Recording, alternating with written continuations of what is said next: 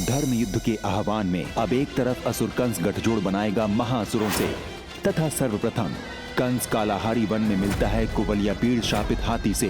दूसरी ओर श्री कृष्ण धर्म युद्ध की शिक्षा ग्रहण करेंगे ऋषि संदीपनी से। मुझे ऐसी शिक्षा दीजिए, ऐसा ज्ञान दीजिए जिससे मैं इस संसार से कंस जैसे पापी और असुरी शक्तियों का नाश कर सकूं।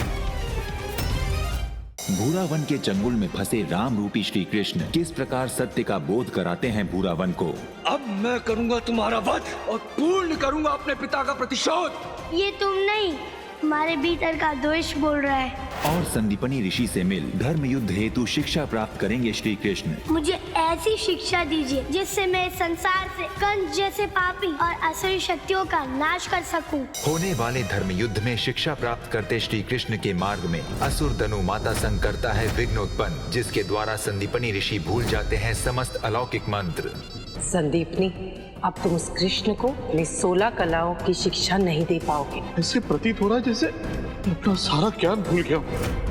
इस घटना के पीछे अवश्य ही कोई न कोई भेद तो छुपा है। मामा कंस की हत्या का प्रण लिए श्री कृष्ण ग्रहण करेंगे ऋषि संदीपनी से उत्कर्षणी कला का ज्ञान। अब मैं आप दोनों को उत्कर्षणी कला, उस कला का ज्ञान दूंगा। और अपने पुत्र श्री कृष्ण पर विश्वास जता असुर कंस को चेतावनी देती है माता देव की। मेरा 8वां पुत्र तुम्हें ऐसी मृत्यु देगा कि संसार में दोबारा कोई अधर्म करने का प्रयास तक नहीं करेगा। होने वाले महासंग्राम में असुर राज कंस अपना प्रचंड चक्रव्यूह रचेगा उन महाबली असुरों के साथ जिन्हें भगवान विष्णु भी पराजित नहीं कर सकते। कूट, छल, कौशल और मुष्टिक मेरे अवतार का अहित करने में सक्षम है। किंतु प्रभु, ये परम अवतार श्री कृष्ण के लिए अत्यंत विकट संकट है। और अल्प समय में धर्म शिक्षा ग्रहण करते श्री कृष्ण के लिए बढ़ेंगी दुविधाएं। धर्म युद्ध के प्रथम चरण में श्री कृष्ण प्रेरणादायी बनेंगे सक्षम मनुष्यों के लिए। ये लीजिए कहा कि अब समय आ गया है अपने शिशु की रक्षा के लिए शस्त्र उठाने का। मेरे जीवन की अंतिम सांस तक अपने पुत्र के लिए मैं संघर्ष करूंगी, चाहे मेरा अंत ही क्यों ना हो जाए, किंतु मेरे पुत्र का अंत अब कोई नहीं कर सकता। उत्कर्षणी कला ग्रहण करने पश्चात श्री कृष्ण धारण करेंगे अष्टलक्ष्मी कला।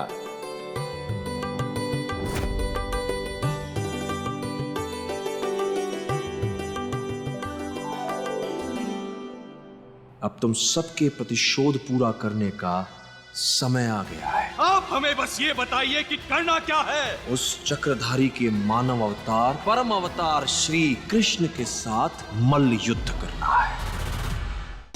कर्णासुर की हत्या छुपी है कर्ण कुंडल में, जिसे प्राप्त करने श्री कृष्ण जाएंगे सूर्य के समीप। मैं जानता हूँ कि आप यहाँ मेरे कर्ण कुंडल की खोज में आ रहे हैं, परंतु सूर्य देव की इच्छा के बिना सूर्य लोक तक कोई पहुँच नहीं सकता। तथा लक्ष्मी स्वरूपा राधा करेंगी कर्णासुर का वध। कैसी ध्वनि है? इस ध्वनि को मैं सहन क्यों नहीं कर पा रहा हूँ? बंद करो इस ध्वनि को।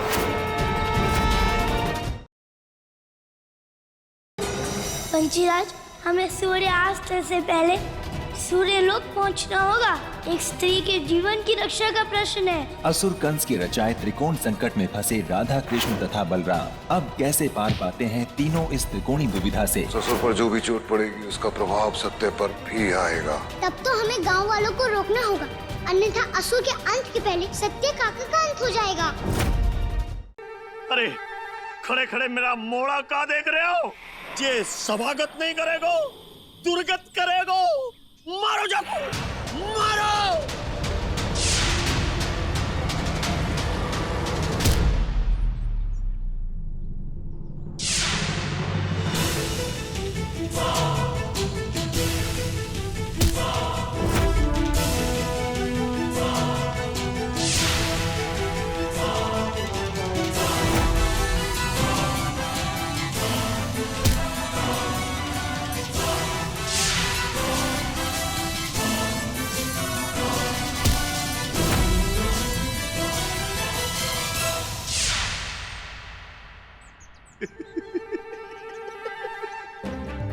बलगधा, मेरे सैनिकों कहाँ भेज दिया लल्ला?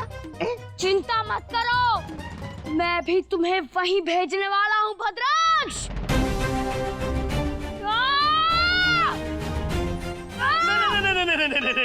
लल्ला, अरे जो गए सो गए, सो गए। पर मोए नहीं सोनो है। हाँ, मुझे तो बात करनी है, हम बैठ के बात करते हैं ना लल्ला।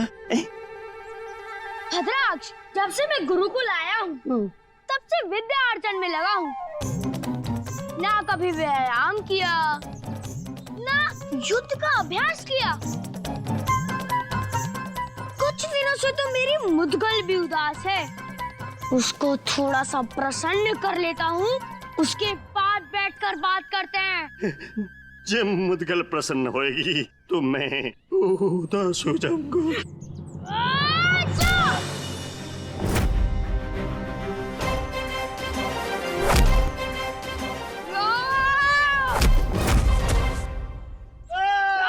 अरे अभी मोए मथुरा जानो है, भगवान कन से भी खर्चो पानी लेनो है। मुझ पे दया करो, मोए वहां भेज दो जहां मेरे सैनिकों भेजो है।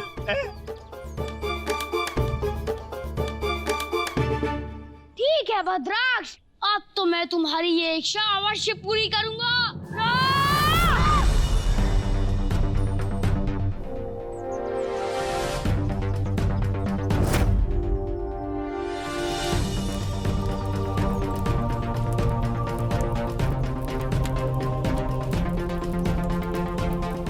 एक बात समझ नहीं आया कि कंस और इनसे क्या शत्रुता है,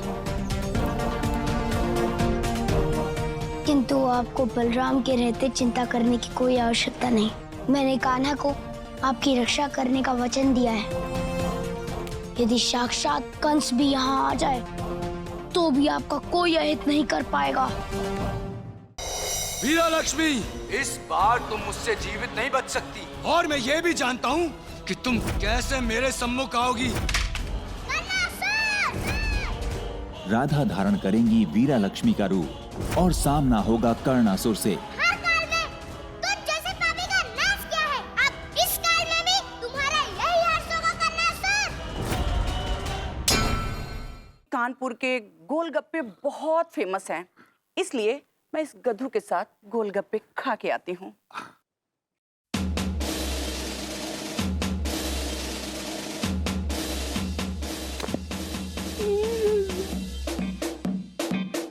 आपके लिए खुशखबरी है। अच्छा, वाह वाह वाह, क्या खुशखबरी है बेटा? डैडी, ये गधे के जैसा दिखने वाला गधू मुझे बहुत पसंद है।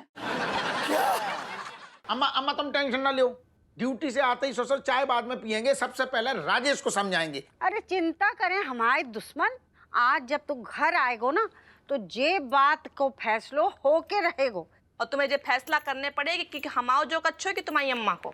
दोनों में उनको जीरो है ससुर, जीनू हराम करें। हाउ हम घरे आएंगे फिर बताएंगे क्या कैसे हुए हैं। अबे रखे फोन। नहीं तो का नींबू निचोड़ोगो? हाँ, होते हुए तुझ पे कभी कोई मुसीबत नहीं आ सकती।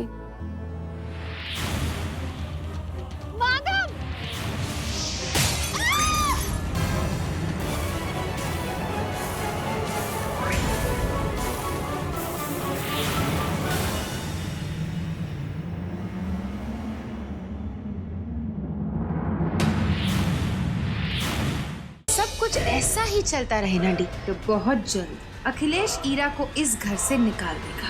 अब देखना खलनायक आंटी, हम आपका सच सबके सामने कैसे रहते हैं।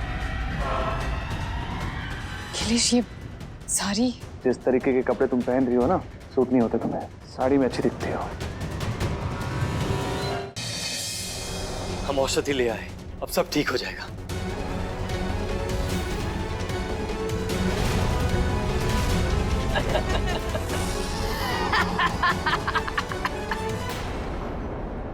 यही वो मायावी मणि है ना, जिसके सहायता से तू हमारी फैलाई हुई महामारी के प्रकोप को समाप्त करना चाहा। ये मणि को ही नष्ट कर देंगे हम। होते हुए तुझ पे कभी कोई मुसीबत नहीं आ सकती।